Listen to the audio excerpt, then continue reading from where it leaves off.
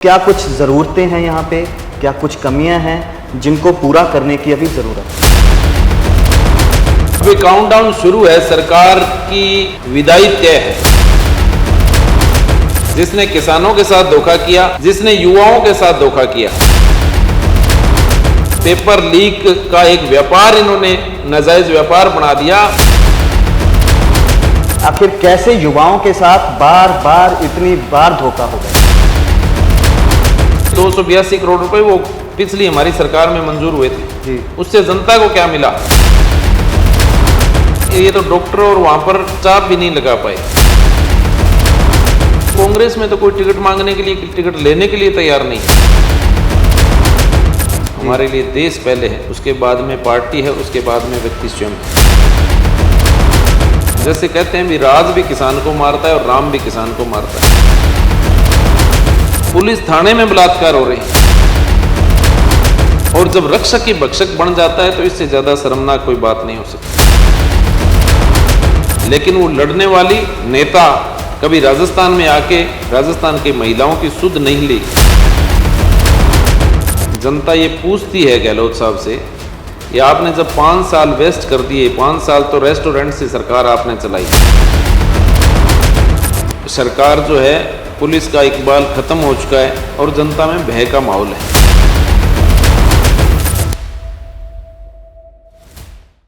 राम राम, सत श्री अकाल, आदाब। मैं प्रदीप धीमान और आप देख रहे हैं पब्लिक गार्डियन राजस्थान। राजस्थान के चुनावी माहौल की बात करें, चुनावी अखाड़े की बात करें तो यहाँ पर हर कोई अपनी ज़ोर आजमाइश कर रहा है। किसी को तालियों की गूंज मिल रही है तो किसी को गिले शिकवे भी मिल रहे हैं, लोग शिकायतें भी कर रहे हैं।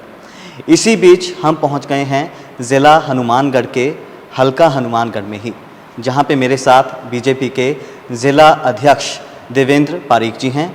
आइए इनसे बातचीत करते हैं और जानते हैं कि यहाँ के विधानसभा जितने भी हलके हैं और यहाँ पे जो उम्मीदवार हैं और यहाँ पे चुनावी माहौल जो है वो अब किस तरह का है और यहाँ के लोगों की क्या डिमांड क्या है। तो सबसे पहले आपका बहुत बहुत स्वागत करते हैं। नमस्कार देवेंद्र जी, जैसे मैंने कहा कि पहला सवाल, लोग ये जानना चाहते हैं कि जो जो उम्मीदवार होने वाले हैं या उम्मीदवारों के साथ जिनको टिकट मिलेगी वो अपने विधानसभा क्षेत्रों के बारे में कितना कुछ जानते हैं। आप ज़िला अध्यक्ष हैं, आप लोगों को बेहतर समझते हैं, तो क्या कुछ ज़रूरतें हैं यहाँ पे, क्या कुछ कमियाँ हैं जिनको पूरा करने की अभी ज़रूरत है? देखिए, सबसे पहले तो मैं आपका यहाँ हनुमानगढ़ ज़िले में आप पधारे हैं, आपका स्वागत है। इसके साथ साथ हनुमानगढ़ ज़िला हमारे श्रद्धेय भैरव सिंह जी शेखावत साहब जब मुख्यमंत्री थे जी, और पहली बार हनुमानगढ़ विधानसभा की सीट भारतीय जनता पार्टी ने जीती थी, तो श्रद्धेय भैरव सिंह जी ने ही हनुमानगढ़ को जिला बनाया था जी। 5 यहाँ पर विधानसभा सीटें हैं जी, और 5 विधानसभा में 2 हमारे विधायक हैं, एक संगरिया में और पीलीबंगा में जी। ये हनुमानगढ़ वही स्थान है जहां पर राहुल गांधी ने झूठ बोलकर 1 से लेकर 10 तक की गिनती गिनूंगा और किसानों का कर्जा माफ हो जाएगा जी। और ये झूठ बोलकर, ये वायदा करके जो राज्य में झूठी सरकार बनी, जनता को गुमराह करने वाली जी।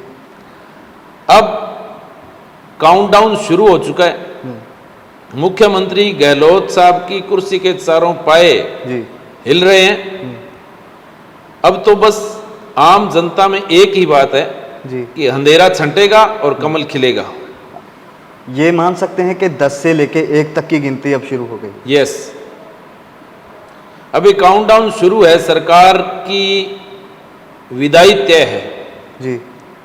अच्छा, बदलाव की बात आती है, आपका नारा भी है बदलाव का, तो बदलाव के लिए पहले कदम क्या होंगे जो आवश्यक हो? बदलाव के लिए सबसे बड़ी बात तो यह है कि जनता जो है इस सरकार से ऊब चुकी है। चाहे वो किसान हो, चाहे वो युवा हो, चाहे वो महिला हो, चाहे वो दलित हो, यानी हर वर्ग इस जन विरोधी सरकार से परेशान है। जिसने किसानों के साथ धोखा किया, जिसने युवाओं के साथ धोखा किया, आज पूरे प्रदेश के अंदर आपने देखा होगा कि किस प्रकार से पेपर लीक माफिया पहली बार स्थापित हुआ राजस्थान में।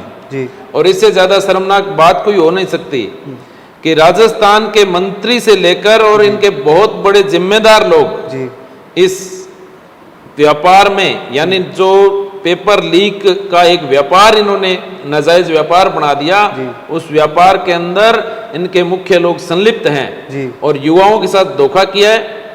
आने वाले चुनाव में राजस्थान का युवा, हनुमानगढ़ का युवा इस कांग्रेस सरकार को माफ नहीं करेगा और इसकी सजा इनको मिलेगी। आपने गिरोह की बात की।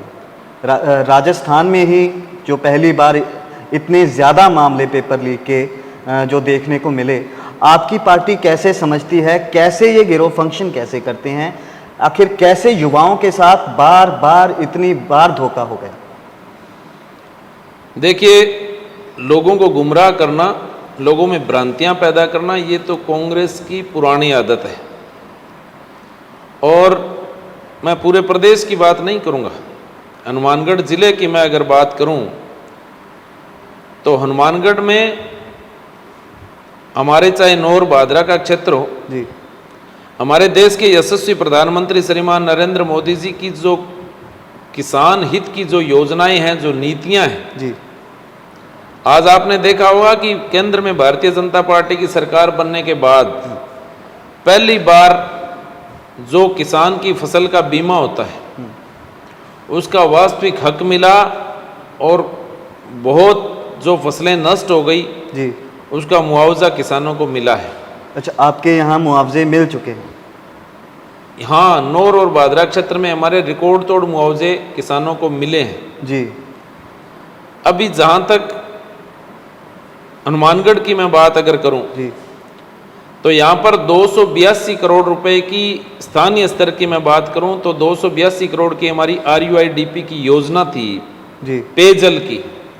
आज का राजस्थान पत्रिका या आज के अन्य दूसरे जो भी दैनिक भास्कर और मुख्य जो भी न्यूज़पेपर हैं जी, वो आप पढ़ेंगे तो देखेंगे कि वो हमारी महत्वाकांक्षी योजना जो है वो यहाँ के जनप्रतिनिधि की नाकामी, इस सरकार की, यहाँ के प्रशासन की नाकामी की वजह से वो पैसा सारा लैप्स हो चुका है।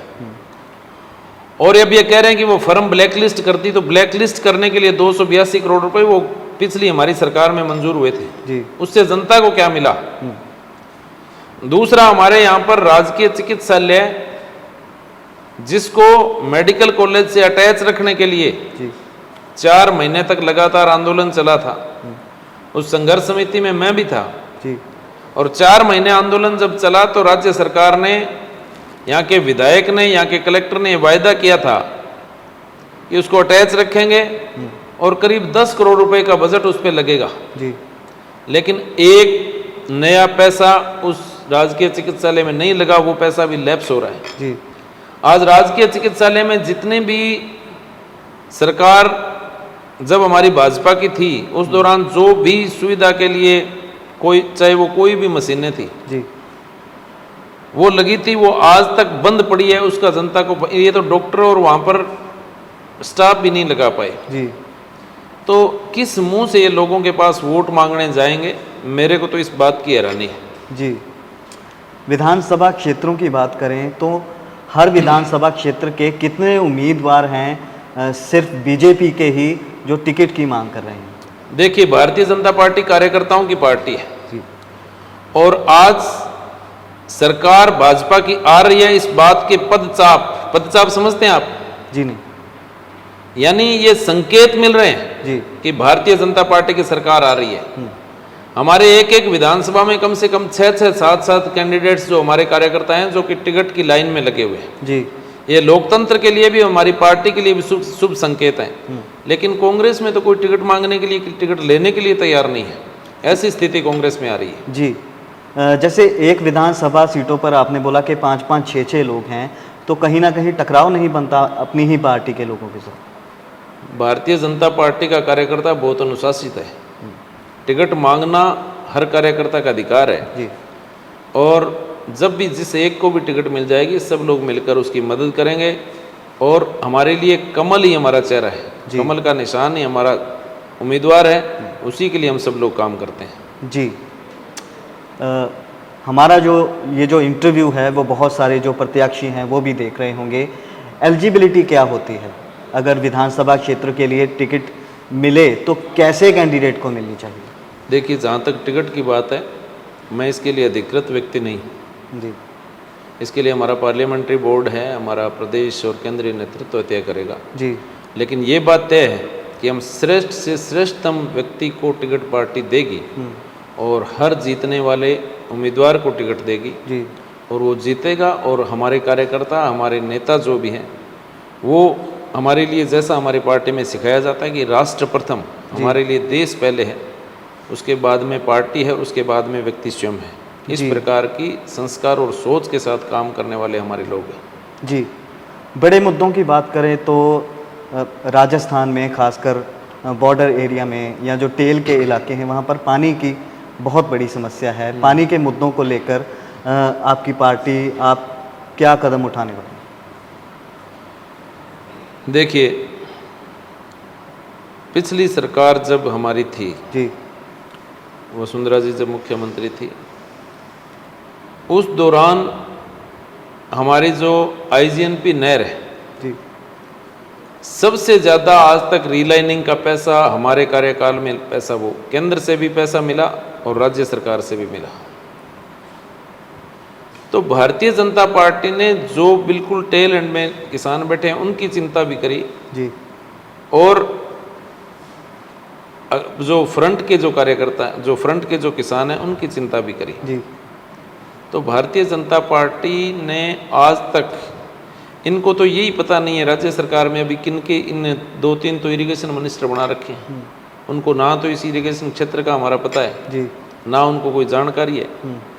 और अभी पिछले दिनों आपने सुना होगा, आपको, मेरे को नहीं पता कितनी जानकारी है, हमारी जो राजस्थान के पंजाब में जो नहर आईजीएनपी के साथ जो हमारी ज़मीन थी, जी वो ज़मीन भी पंजाब को यहाँ की सरकार ने, यहाँ के इरिगेशन मिनिस्टर ने साइन करके दे दी। जी तो ये, इनको ना जनता की चिंता है, ना स्टेट की चिंता है, ये तो लूट का खेल चला हुआ है पूरे राजस्थान में और लूट की दुकान गहलोत साहब की चल रही है जी और प्रशासन और शासन नाम की चीज़ नहीं है। जी कुछ किसानों से बात हुई, बहुत सारे लोगों को, अब इस बार नरमे की फसल का काफ़ी नुकसान हुआ, उसकी वजह भी कहीं ना कहीं मौसम था या फिर पानी जो था वो मौके पर नहीं मिला। कुछ बीजों का भी नाम आता है कि नॉन बीटी बीज मिक्स करके दिए गए। तो इस सब के बीच किसानों के जो ये जो समस्याएं हैं, इनके हल के लिए कौन से ठोस कदम जो आप लेके आएंगे? देखिए, आज हमारा जो क्षेत्र है वो खेती किसानी का एरिया है जी और नरमे की जो फसल है कपास की, वो पूरी तरह से नरमे की फसल चौपट हो चुकी है। गुलाबी सुंडी का ऐसा प्रकोप, जी पहले तो क्या है कि मौसम की मार रही, यानी किसानों को बिजाई भी 2-2, 3-3 बार करनी पड़ी। जी वो एक्स्ट्रा पैसा किसान का लगा। उसके साथ में चाहे वो बीज हो, चाहे वो पेस्टिसाइड हो, यानी हर तरफ से मार, जैसे कहते हैं भी राज भी किसान को मारता है और राम भी किसान को मारता है। तो राज्य सरकार ने कोई किसान की चिंता नहीं करी। अभी 2-3 बार हम भी, हमारा प्रतिनिधिमंडल पार्टी की तरफ से, हमारे जनप्रतिनिधिगण और सब लोग, हम कलेक्टर से भी मिले, सरकार तक हमने बात पहुंचाई है कि आप जल्द से जल्द विशेष गिरदावरी करवा के और एक मुश्त मुआवजा किसानों को दिया जाए, जी ताकि कम से कम उसका घर तो पूरा हो, जी यानी जो इतना खर्चा लगा है किसान का वो कम से कम पूरा हो। लेकिन मुझे नहीं लगता कि राज्य सरकार इसके प्रति गंभीर है। जी महिलाओं को लेकर बिल जो थे इस बार पेश किए गए, अगर बात करें महिला आरक्षण बिल की, वो लाया गया। तो अगर इस बार इलेक्शन की बात करें तो महिलाओं की भी सीटें रहेंगी गंगानगर में? देखिए, हमारे प्रधानमंत्री जी जिस थीम पे काम करते हैं कि सबका साथ सबका विकास, जी, तो उन्होंने निश्चित रूप से हमारे पूरे देश भर की मातृशक्ति को 33% आरक्षण लोकसभा में पास करके बहुत बड़ा तोहफा दिया है। मैं इसके लिए प्रधानमंत्री जी का आभार व्यक्त करता हूँ। और निश्चित रूप से इससे जो हमारी आधी आबादी है महिलाओं की, उनको बड़ा प्रतिनिधित्व राजनीतिक क्षेत्र में और अन्य क्षेत्र में मिलेगा। इसके लिए प्रधानमंत्री जी बधाई के पात्र हैं। जी पूरे प्रदेश में और देश में आज महिलाओं ने ये समझा है कि हमारे देश का जो प्रधानमंत्री हमारे अधिकारों की बात करता है, हमें बराबरी का दर्जा देता है, तो निश्चित रूप से पूरे प्रदेश की मातृशक्ति की मैं बात करूं तो प्रधानमंत्री जी के लिए वो भाजपा को मतदान करेगी, भाजपा के पक्ष में वोट करेगी। और इसके साथ साथ जब लोग अलग अलग तरह की बातें करते हैं, 3 तलाक का बहुत बड़ा मुद्दा था जी, तो हमारी जो मुस्लिम बहनें हैं उनको कितना बड़ा रिलीफ, कितने परिवारों को उजड़ने से बचाया जी, और किस प्रकार से जो उनका एक शोषण होता था जी, उससे हमारे प्रधानमंत्री जी ने जो 3 तलाक का बिल ले गए, अभी 33% महिलाओं को आरक्षण दिया है। एक तरफ प्रधानमंत्री जी महिलाओं के लिए इतना कुछ कर रहे हैं, दूसरी तरफ हमारे प्रदेश के अंदर एक छोटी बालिका के साथ बलात्कार होता है। ये मेरा अगला सवाल था, सुरक्षा को लेकर क्या पूछा? हाँ, महिला सुरक्षा नाम की चीज़ नहीं। आपने देखा होगा कि आए दिन कितनी महिलाओं के साथ बलात्कार हो रहे हैं, और तो और पुलिस थाने में बलात्कार हो रहे हैं जी, और जब रक्षक की भक्षक बन जाता है तो इससे ज़्यादा शर्मनाक कोई बात नहीं हो सकती। जी, तो सरकार नाम की चीज़ है नहीं, कानून व्यवस्था खत्म हो चुकी है और महिलाओं पे और दलितों पे अत्याचार जितना इस सरकार में बढ़ा है, सारे आंकड़े इन्होंने सारे रिकॉर्ड तोड़ दिए। जी, और राजस्थान महिला अपराध में और दलित अपराध में 1 नंबर पर आ चुका है। जी, जहाँ इनकी देश की बड़ी नेता ये कहती है कि लड़की हूँ, लड़ सकती हूँ, लेकिन वो लड़ने वाली नेता कभी राजस्थान में आके राजस्थान के महिलाओं की सुध नहीं ली। इस बात का बेहद अफसोस है। जी। लेकिन महिलाओं को खुश करने के लिए मोबाइल फ़ोन्स तो बहुत बड़ी मात्रा में बांटे जा रहे हैं। ये मोबाइल फ़ोन की जहाँ तक बात है, ये भी इतना बड़ा घोटाला है। ये क्या है कि सस्ती दरों पे मोबाइल खरीद के और महंगी कीमत उसकी देके, इसमें भी जब हमारी सरकार आएगी तो हम इसकी जांच करवाएंगे। और आज कितने % लोगों को मिला है, इसमें भी इनके कर्मचारी अधिकारी पैसे ले लेके मोबाइल लोगों को दे रहे हैं। जी, तो इससे ज़्यादा देना तो इन्होंने कुछ है ही नहीं। लेकिन मानते हैं कि कहीं ना कहीं ये एक मैग्नेट का काम करता है। इलेक्शन के दौरान लोग मोबाइल के लिए भी जो उसके प्रभाव में आ जाते हैं। देखिए, राजस्थान की जनता बहुत समझदार है। आज जो लोक लुभावन बातें जनता ये पूछती है गहलोत साहब से, ये आपने जब 5 साल वेस्ट कर दिए, 5 साल तो रेस्टोरेंट से सरकार आपने चलाई, आप आपस में लड़ते रहे मुख्यमंत्री और उप मुख्यमंत्री। आप अब जब समय बचा ही नहीं आपके पास, सब कुछ समय तो जा चुका है जी, और आज तक तो आप जनता की जो पैसे की गाढ़ी कमाई, खून पसीने की कमाई का जो गाढ़ा पैसा था, वो तो आपके मंत्री लूटने में लगे हुए थे। जी, अब आप किस मुंह से लोक लुभावन योजनाएं लाकर जनता का कितना फायदा कर देंगे? जी, तो ये सब इन जांचों में राजस्थान की जनता नहीं आएगी और भारतीय जनता पार्टी की सरकार बनाएगी। राशन किटें मैंने सुना है कि मिल रही हैं 8 रुपए में। भोजन की बात जो है वो चल रही है, रसोई चलाई जा रही है। तो इस सब का तोड़ क्या होगा बीजेपी के पास? देखिए, राज्य सरकार ने, चाहे वो हमारी केंद्र सरकार की आयुष्मान योजना हो, चाहे वो अन्नपूर्णा रसोई की बात हो, ये सारी योजनाएं गत हमारी भारतीय जनता पार्टी की, हमारी सरकार की चलाई गई योजनाओं को ही, आयुष्मान योजना को उन्होंने चिरंजीवी में कन्वर्ट कर दिया।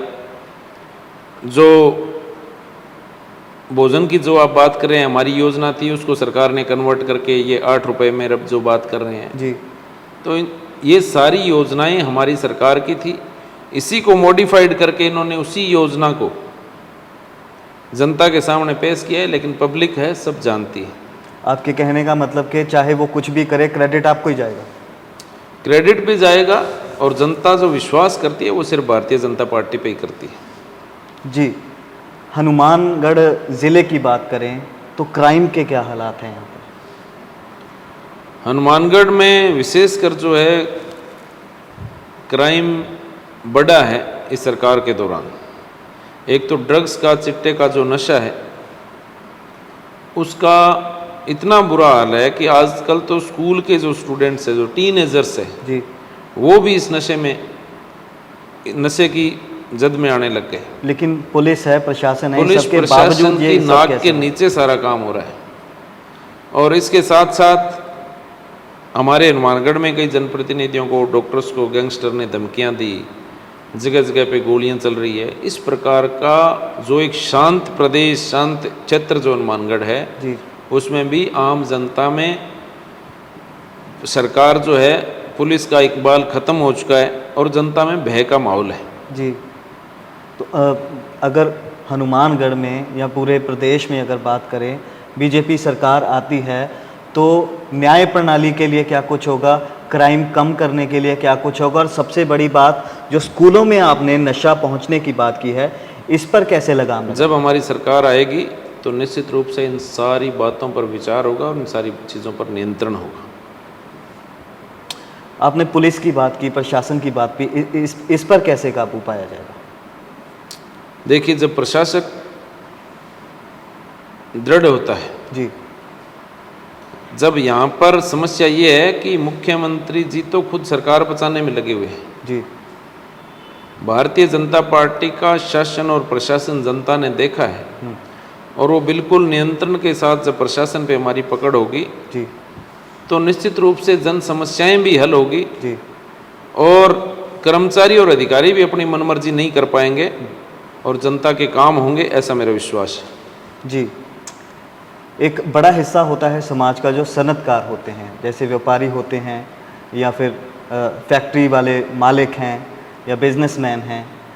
अगर व्यापारी हनुमानगढ़ में इतना क्राइम होगा तो वो इन्वेस्ट नहीं करेंगे, काम नहीं चलाएंगे, तो व्यापार को बढ़ाने के लिए कुछ है आपके पास? बिल्कुल, ये सब बातें हैं, ये बड़े स्तर की बातें हैं। जो भी प्रदेश की जो हमारी सरकार जो तय करेगी, हमारे जो भी नीति निर्धारक है वो ये सारी बातों को देखेंगे कि किस प्रकार से राजस्थान के अंदर इन्वेस्टर्स आएँ, किस हिसाब से बिजनेस, कारोबार, इंडस्ट्रीज़ यहाँ पर बढ़े।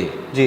इन सारी बातों के लिए हमारा प्रदेश नेतृत्व है, हमारे जो भी सरकार बनेगी, जो भी नेतृत्व है हमारा, वो सारी बातों को देखेगा और यही आज तक हुआ है। क्योंकि बेरोज़गारी काफ़ी हद तक जो राजस्थान में बढ़ी है, पेपर लीक हुए हैं, जिन्होंने एग्ज़ाम दिए थे उनके पास ना तो कोई नौकरी है ना कोई काम है। तो बहुत लोग जो हैं, बहुत स्टूडेंट जो हमें आज ही मिले हैं, वो लेबर चौक में खड़े थे, वो बोले हमारे पास कोई ऑप्शन नहीं है। तो बेरोज़गारी के लिए, बेरोज़गारी पर चोट मारने के लिए आपके पास क्या हल है, क्या कदम है? देखिए, आज तक पीछे जब हमारी सरकार, चाहे वो पूर्व में रही, हमारी सरकार के दौरान ही सबसे ज़्यादा रोजगार राजस्थान के युवाओं को मिला है। और हर, चाहे वो प्राइवेट सेक्टर हो, चाहे वो सरकारी सेवा हो, सब में केंद्र और हमारी पार्टी की हमेशा से ये मान्यता रही है कि जो हमारा नौजवान है वो सही रास्ते पे चले। जब उसके पास रोजगार होगा तो वो देश की बात करेगा, समाज की बात करेगा, इस बात की चिंता करेगा। तो हमारी पार्टी इन सब बातों पर विचार कर और युवाओं के हित में निर्णय लेगी। और आज तक हमारा इतिहास भी रहा है कि हमने हमेशा राष्ट्र हित में, देश हित में युवाओं को आगे बढ़ाया है और युवाओं को मौका दिया है। एक और पार्टी भी है जो दावा करती है कि फ्री एजुकेशन देंगे, मोहल्ला क्लिनिक खोलेंगे अगर राजस्थान में सरकार बनती है। उन सब के उन्होंने 6 गारंटियां भी दी हैं, उसके बारे में आप क्या विचार रखते हैं? देखिए, दूसरी पार्टी है, उसके बारे में मैं क्या कह सकता हूँ। वो क्या कह रहे हैं, क्या नहीं कर रहे हैं, क्या करेंगे, वो तो उनकी पॉलिसी है ना जी। उस पार्टी के बारे में कुछ नहीं करना चाहिए। लेकिन फ्री इलाज के उन्होंने वादे किए हैं, फ्री एजुकेशन की बात करते हैं। वो तो पंजाब वालों से पूछो जाके कितना क्या कुछ किया है उन्होंने। जी। पंजाब के लोग तो अभी टाइम से ही गाड़ियाँ निकालने लग गए उनको, जहाँ तक हमने सुना है। जी। तो आपके कहने का मतलब है कि उनका अभी कोई, उनको आप नंबर में मानते भी नहीं हैं? नहीं, राजस्थान में सिर्फ जो है ना, जनता आज के समय में भारतीय जनता पार्टी को लाइक कर रही है जी। और भारतीय जनता पार्टी की ही सरकार बनेगी, ऐसा मेरा विश्वास है। जी। तो देवेंद्र जी, आपने जितनी सारी बातें हनुमानगढ़ के बारे में बताई, राजस्थान के बारे में बताई, एजुकेशन, इरिगेशन, किसान, उन सब के लिए बहुत बहुत शुक्रिया, आपने वक्त निकाला। थैंक यू, बहुत बहुत शुक्रिया। बहुत बहुत धन्यवाद। तो दोस्तों, ये थे देवेंद्र पारीक, हनुमानगढ़ ज़िला के बीजेपी ज़िला अध्यक्ष। बहुत सारी बातें इनसे हमने जानी और ये जाना कि यहाँ के अखाड़े में, ये जो सियासी अखाड़ा है, इसमें जीतना आसान नहीं होगा, क्योंकि कारण बहुत सारे हैं, मांगे बहुत सारी हैं, ज़रूरतें बहुत सारी हैं, और जो इन सबको पूरा करेगा वही जीतेगा यहाँ का सत्ता दंगल।